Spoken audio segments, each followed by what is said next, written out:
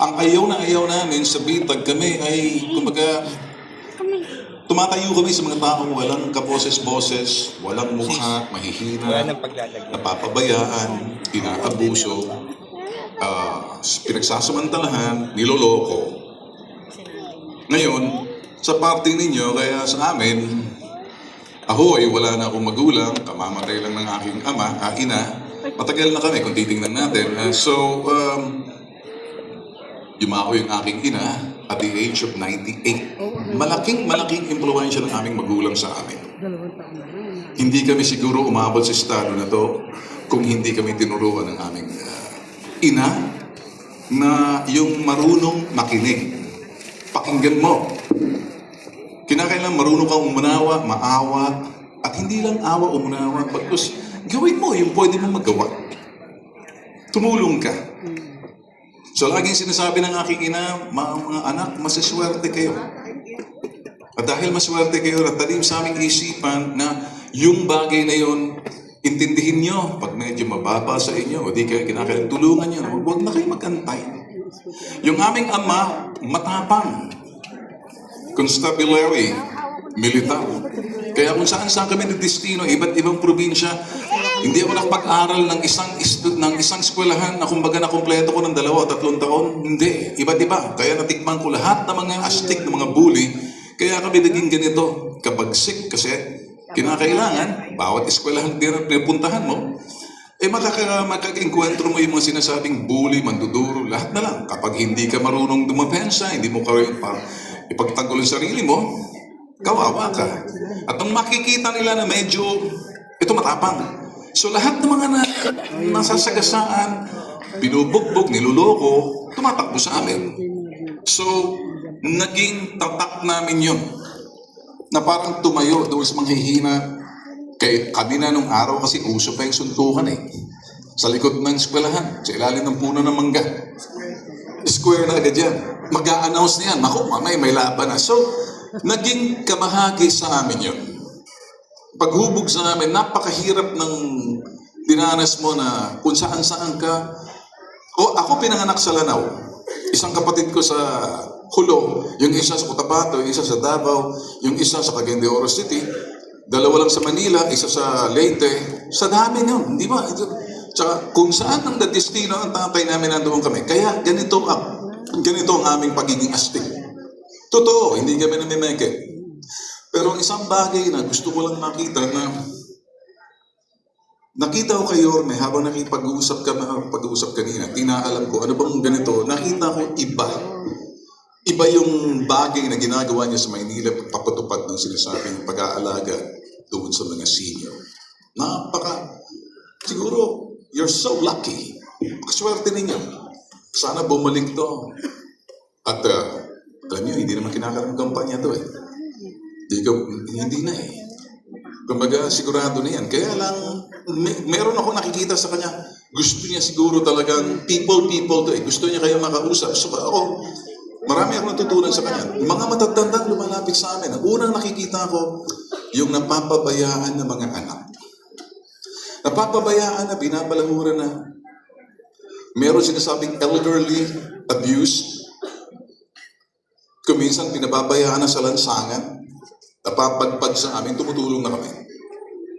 Kaya nung makikipag-usap ko sa DSWD Secretary nung si Rex Gatchalian, sabi niya, Ben, siguro itong ating gagawin na gusto namin makipag-ugnayan sa Department of Justice at saka sa DSWD na obligahin ang mga anak, alagaan, huwag pabayaan ang mga matatanda, bagkus mahalin. Pero may nakikita kami ng mga loko-lokong mga anak. Napakawalang hiya. Kumbaga, pinaaral ka, inalagaan ka, pagkatapos papabayaan ka na kung anong pinagagawa. Yun ang ayaw na ayaw namin. Marami na kaming nakita na kuminsan matanda na, iyak na yun. Wala na matirhan. So gagawa kami ng paraan na parang ilagay siya roon sa sinasabing home for the aged. Kumbaga, wala nang silbi para sa kanila. Kaya mapalad kayo kung nandito kayo ngayon, nandito kayo sa Yorme, may ginagawa siya pagtulong sa inyo. And ganun din ang aking sisiguraduhin na bagay na mabigyan, masilip ng husto, palakasin pagigtingin, yung kalagayan, sitwasyon ninyo, kapakanan ninyo, kayong mga senior, at ano yung magagawa ng mga anak. Kasi once upon a time, kung anong tinuro ninyo sa anak ninyo, ganun din ang gagawin. Kuminsan, turo tayo ng turo, pero iba yung nakikita. Kaya ako naniniwala kung anong nakikita ng anak sa magulang, yun din ang kanyang gagawin. Pero meron tayong nakikita magulang, anak, ba't ka nagkaganyan? Hindi naman ako nagkulang sa pangaral. Ang hindi niya nakita, hindi, kumbaga, tay, iba po ang pangaral ninyo, iba po ang amin nakikita. So, yung nakikita ko sa magulang ko, nung nakikita ko sa nanay ko, sa tatay ko, iisa lang. Yung pangaral sa amin, turo sa amin, yun din ang nakikita namin. Pero pag medyo nagkaiba, kung minsan na lumalapit sa amin yung mga anak, pagkatapos i-interviewin namin sa radyo, ba't nagkaganyan? Ba't nagkaganyan ka sa anak mo? Bakit sa tatay mo? Nakita namin na medyo may problema yung relasyon ng anak sa magulang. Yung magulang nagpapaya noong mga panahon yun. Kaya itong bagay na to, sinishare ko lang sa inyo. Hindi ako nangangaral. Mga totoong tao, totoong buhay, totoong hamon, totoong pangyayari. Hindi ako gumagawa ng kwento. Hindi kami gumagawa ng kwento. Mga totoong pangyayari, totoong biktima mismo ng karahasan, pagpapabaya ng kanilang mga anak, at mga totoong ito'y tao na may totoong hamon na kinakailangan bigyan ng solusyon sa pamamagitan ng pag-aaral. Paigtigin pala kasi ang estado ninyo, kapakanan ninyo at karapatan ninyo. Yun ang aking gustong sabihin. Pero for now, ang isang nakita ko kay Yorme, iba yung execution niya. Iba yung gusto niya mangyari dahil parang kayo, dumating na ang panahon ninyo na kinakailang inaalagaan, inaaruga.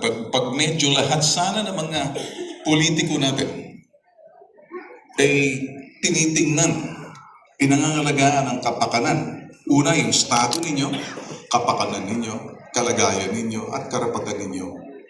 Eh siguro lalakas.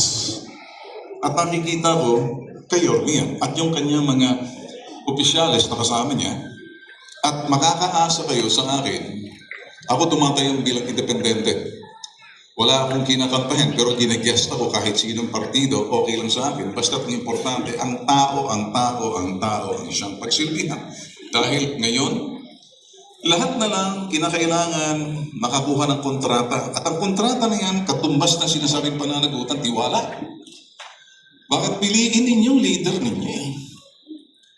Maraming gustong kumuha ng kontrata at akala ganun lang kadali, mailuluklok sila na hindi na nakikita ang dahilan or yung bagay na responsibilidad pananagutan.